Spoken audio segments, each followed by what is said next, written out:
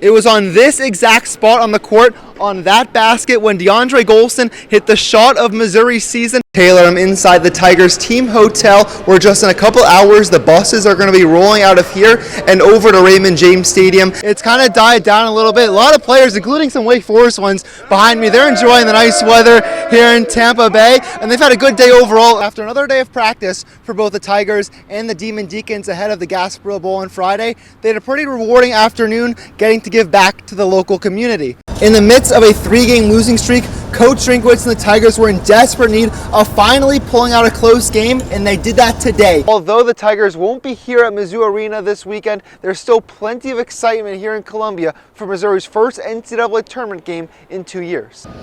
As the celebration continues, Chiefs fans can already look forward to next season, as Kansas City will try to become the first team in nearly 2 decades to repeat as Super Bowl champions. A 1-score loss to Florida, 1-score loss to Auburn. Just a lot of close games this year couldn't go their way. They tried to go in tonight. They took a lead in the third quarter before Wake Forest eventually took it. Chiefs fans made the trip here to Academy Sports to celebrate the win and collect their championship gear. They had shirts and hats of different sizes and different colors. Everyone here said the same thing when down double digits. They weren't nervous. This question, give me one word to describe just this entire day in the celebration.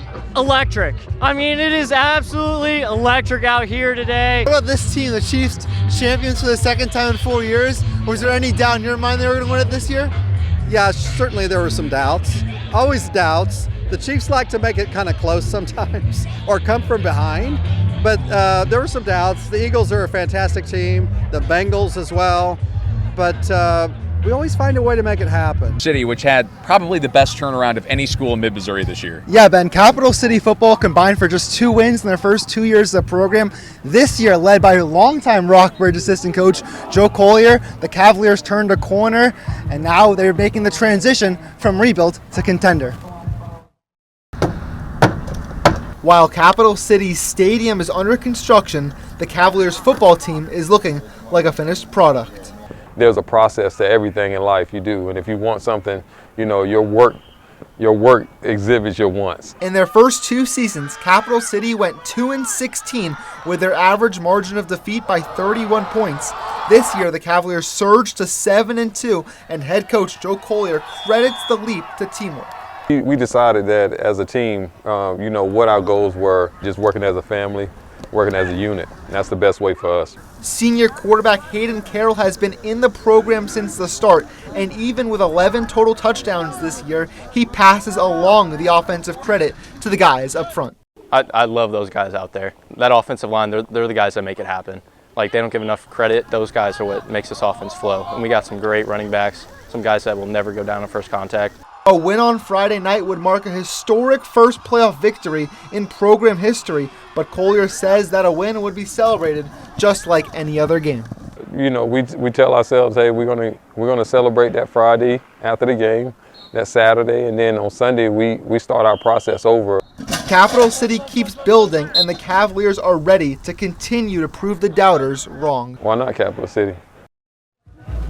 I like that attitude. Why not Cap City? Hey, a year from now, the Cavs hope to be doing the same thing, hosting, but on a different field. Yeah, we mentioned tonight's the big first home playoff game ever. To start next season, they're going to have a new stadium. You saw under construction, that stadium being built. It'll be ready to kick off 2023. In under 48 hours from now, there will be one Gasparilla Bowl champion between Wake Forest and Missouri, but today, hundreds of kids in Tampa came out winners. The Tigers and the Demon Deacons took over the field at Sly Middle School together to give back to the Tampa community. Having these players that they see on TV who are now coming to work with them and to build something and to produce a product that they get to take home. The players built over 100 bicycles over at the middle school in an afternoon that featured football, music, dancing, but most importantly, showing empathy back to the kids. It means everything to get back to the youth, you know, because once before I was one of these kids, you know, I ain't have everything, you know, growing up, so, you know, just giving back. The community service today is just a small part of the growth happening in Tampa. Tampa is a growing metropolitan area, but it's growing the right way, and people have a lot of heart, have a lot to give, and we want to take care of each other. Tomorrow, the Tigers will have their final practice before the bowl game, and then in the evening, they'll have a block party not too far from here. Reporting live in Tampa, Florida, Harrison Vapnek, KOMU 8 News. Hey Ben, Missouri wide receiver Barrett Bannister's long Tiger career started 6 years ago, and since it's been a journey from walk-on to team captain. Unrecruited out of Fayetteville, Arkansas, only Bannister could imagine how his Missouri career would unfold. I'm really thankful for everything that has happened here, peaks, valleys, everything in between. It's all part of a journey that only I could have dreamed of as a kid. Even after missing Missouri's last regular season game with an injury and in an era of bowl game opt-outs, Bannister wasn't going to miss what could be his final game in pads. I know it was important. It's important for me because, you never know whenever it's going to end for you. I could go play for 10 more years. I could never play another snap of football. Barrett has coined the nickname Third and Bannister after countless clutch catches to move the chains among his 129 career receptions. It's something his dad Brian said Barrett built his legacy on. From walk-on to captain and, inside the top 15 receptions all time, and then he gets to close it out with a bowl game in Florida with all his teammates. I think it means a lot to Barrett.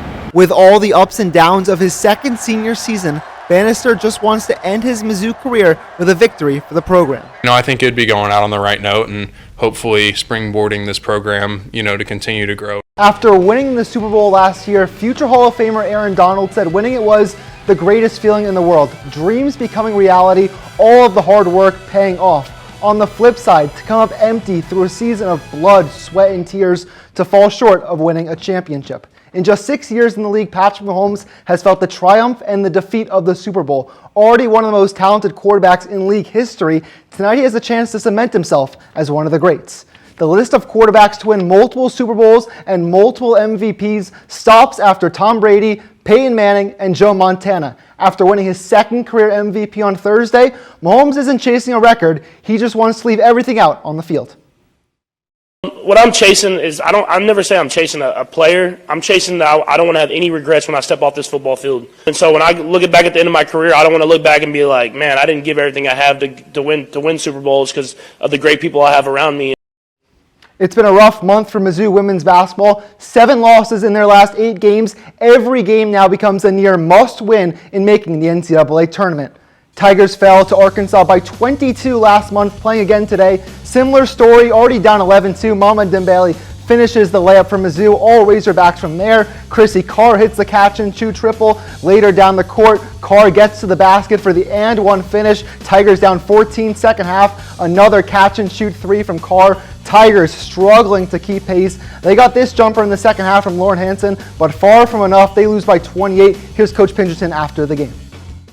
Tough game today. I thought defensively, when we forced them to play in the half court, we did a nice job. The problem was our ability to take care of the ball that led to so many opportunities for them on offense. They did a great job pushing and creating an offense in transition, and those are hard to guard.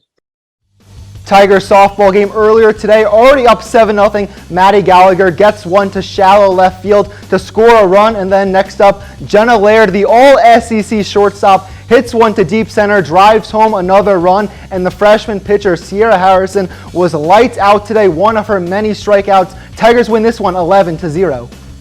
NBA Sunday, Celtics hosting the Grizzlies. Jason Tatum for Boston gets around the screen, hits a three-pointer. Close game in the fourth quarter. Peyton Pritchard from long range to give the Celtics the lead and the finishing touches. Tatum to Grant Williams to Al Horford for a three-pointer. Celtics win again, 119-109. In a season where Missouri men's basketball was picked to finish 11th in the SEC preseason, added 12 new players, and hired a brand new head coach, it didn't seem likely the Tigers would find immediate success, but somehow in the magic of college basketball, that was the recipe for Missouri's most successful regular season since joining the SEC a decade ago. After their 82-77 win yesterday against Ole Miss, the Tigers secured the number 4 seed in the SEC tournament, the first time they've ever gotten the double bye in the tournament. Dennis Gates is on the cusp of taking a second different team to the tournament in just 3 seasons, and for Gates, he appreciates the program trusting him.